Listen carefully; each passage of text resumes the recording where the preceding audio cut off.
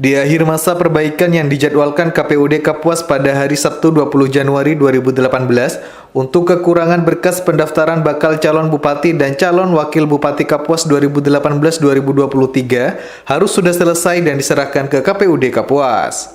Bertepatan di hari itu juga, lokal operator dan parpol pengusung Mawardi Muhajirin serahkan berkas kekurangan yang pada sebelumnya masih masa proses.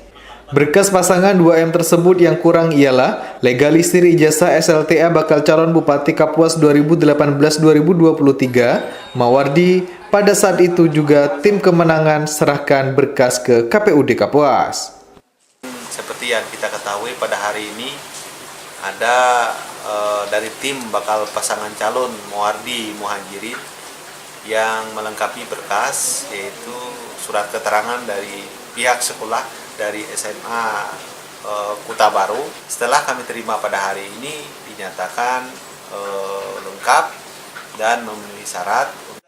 Di kesempatan itu juga, salah satu parpol pengusung 2M mengatakan bahwa berkas perbaikan yang diserahkan dinyatakan lengkap, tidak ada kurang satu apapun. Pada prinsipnya pasangan 2M, Pak Mawardi, Pak Muhajirin sudah memenuhi syarat yang diminta oleh Komisi Pemilihan Umum untuk kelengkapan administrasi.